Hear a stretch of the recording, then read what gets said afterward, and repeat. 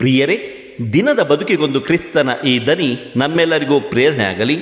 ಪೂಜಾವಿಧಿಯ ಪಾಸ್ಕ ಕಾಲದ 4ನೆಯ ವಾರ, ಏಪ್ರಿಲ್ 27, 2026 ಸೋಮವಾರ. ಯೋವಾನನು ಬರೆದ ಪವಿತ್ರ ಶುಭ ಸಂದೇಶದಿಂದ ವಾಚನ, 10ನೇ ಅಧ್ಯಾಯ 11ರಿಂದ 18ರವರೆಗಿನ ವಚನಗಳು. ಆ ಕಾಲದಲ್ಲಿ ಯೇಸು ತಮ್ಮ ಶಿಷ್ಯರಿಗೆ ಹೀಗೆಂದರು: ನಾನೇ ಉತ್ತಮ ಕುರಿಗಾಹಿ. ಉತ್ತಮ ಕುರಿಗಾಹಿಯು ಕುರಿಗಳಿಗೋಸ್ಕರ ತನ್ನ ಪ್ರಾಣವನ್ನೇ ಕೊಡುತ್ತಾನೆ. ಕುರಿಗಾಹಿಯಾಗಲಿ ಕುರಿಗಳ ಒಡೆಯನಾಗಲಿ ಅಲ್ಲದ ಕೂಲಿಯಾಳು ತೋಳ ಬರುವುದನ್ನು ಕಂಡದ್ದೇ ಕುರಿಗಳನ್ನು ಬಿಟ್ಟು ಓಡಿ ಹೋಗುತ್ತಾನೆ. ತೋಳವು ಬಂದು ಕುರಿಗಳ ಮೇಲೆ ಎರಗಿ ಮಂದೆಯನ್ನು ಚದರಿಸುತ್ತದೆ. ಅವನು ಕೇವಲ ಕೂಲಿಯಾಳು, ಕುರಿಗಳ ಚಿಂತೆ ಅವನಿಗೆಲ್ಲ. ನಾನಾದರೋ ಉತ್ತಮ ಕುರಿಗಾಹಿ. ಪಿತನು ನನ್ನನ್ನು ಬಲ್ಲರು, ನಾನು ಪಿತನನ್ನು ಬಲ್ಲೆ. ಅಂತೆಯೇ ನಾನು ನನ್ನ ಕುರಿಗಳನ್ನು ಬಲ್ಲೆನು, ಅವು ನನ್ನನ್ನು ಬಲ್ಲವು. ಅವುಗಳಿಗೋಸ್ಕರ ನಾನು ನನ್ನ ಪ್ರಾಣವನ್ನೇ ಕೊಡುತ್ತೇನೆ. ಈ ಮಂದೆಗೆ ಸೇರದ ಬೇರೆ ಕುರಿಗಳೂ ನನಗಿವೆ, ಅವನ್ನು ನಾನು ಕರೆತರಬೇಕು. ಅವು ಸಹ ನನ್ನ ಸ್ವರಕ್ಕೆ ಕಿವಿಗೊಡುತ್ತವೆ. ಆಗ ಒಂದೇ ಕುರಿ ಹಿಂಡು ಆಗುವುದು. ಒಬ್ಬನೇ ಕುರಿಗಾಹಿ ಇರುವನು, ಏಕೆಂದರೆ ನನ್ನ ಪಿತನಿಗೆ ನನ್ನಲ್ಲಿ ಪ್ರೀತಿ ಇದೆ. ನನ್ನ ಪ್ರಾಣವನ್ನು ಮರಳಿ ಪಡೆಯುವಂತೆ ನಾನದನ್ನು ಧಾರೆ ಎರೆಯುತ್ತೇನೆ. ನನ್ನ ಪ್ರಾಣವನ್ನು ಯಾರೂ ನನ್ನಿಂದ ಕಸಿದುಕೊಳ್ಳಲಾರರು. ನಾನಾಗಿಯೇ ಅದನ್ನು ಧಾರೆ ಎರೆಯುತ್ತೇನೆ. ಅದನ್ನು ಪುನಃ ಪಡೆಯುವ ಹಕ್ಕು ಸಹ ನನಗಿದೆ.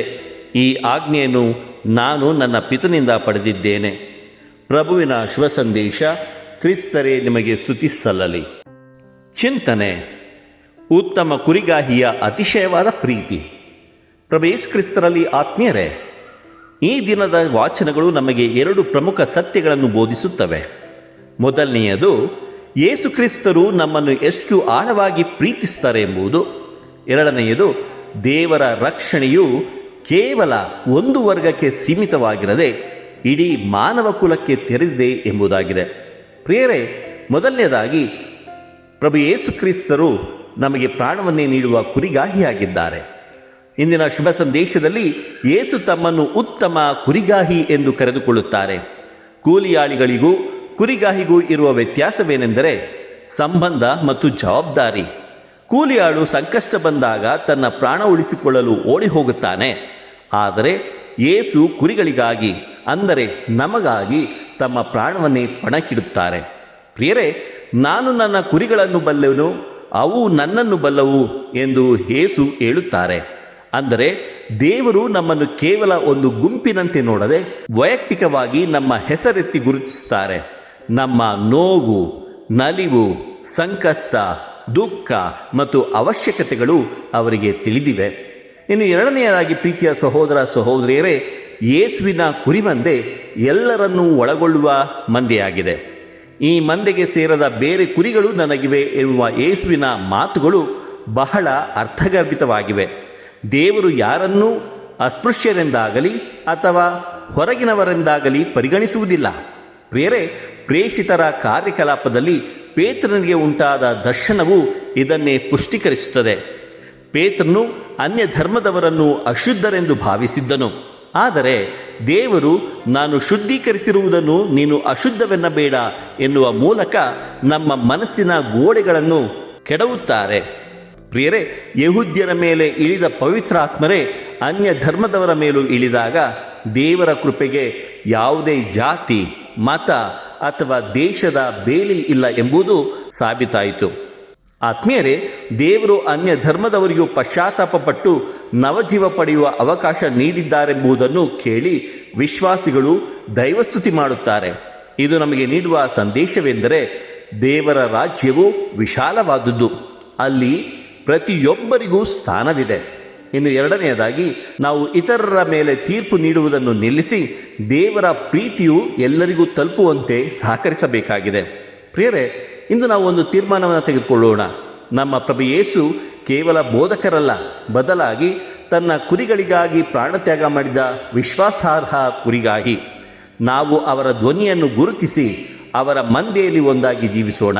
ನಮ್ಮ ಹೃದಯಗಳು ಕಿರಿದಾಗದಿರಲಿ, ಬದಲಿಗೆ ದೇವರ ಪ್ರೀತಿಯಂತೆ ನಮ್ಮ ಪ್ರೀತಿಯೂ ಕೂಡ ಎಲ್ಲರನ್ನೂ ಒಳಗೊಳ್ಳಲಿ. ಆಮೆನ್. ದೇವರು ನಮ್ಮೆಲ್ಲರನ್ನು ಆಶೀರ್ವದಿಸಲಿ. ಇದು ದನಿ ಮಾಧ್ಯಮ ಮನೆಯ ಕೊಡುಗೆ. ಧ್ವನಿ ವಂದನೆಯ ಸ್ವಾಮಿ ಶಾಂತಕುಮಾರ್ ಜೆ, ಬೆಂಗಳೂರು ಮಹಾಧರ್ಮ ಕ್ಷೇತ್ರ. ಪ್ರಿಯರೇ, ಈ ಚಾನೆಲ್ ಅನ್ನು ಸಬ್ಸ್ಕ್ರೈಬ್ ಮಾಡಿ ಪ್ರತಿದಿನ ದೇವರ ವಾಕ್ಯವನ್ನು ಆಲಿಸುತ್ತಾ ಅದನ್ನು ಇತರರೊಂದಿಗೆ ಹಂಚಿಕೊಳ್ಳಲು ನಮಗೆ ನೆರವಾಗಿರಿ. ಧನ್ಯವಾದಗಳು.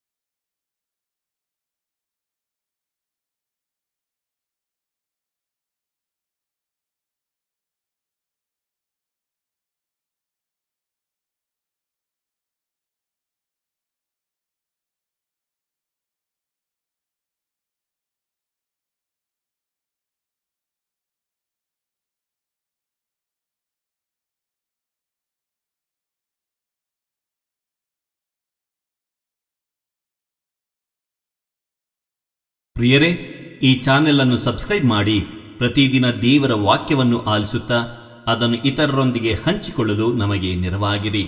ಧನ್ಯವಾದಗಳು.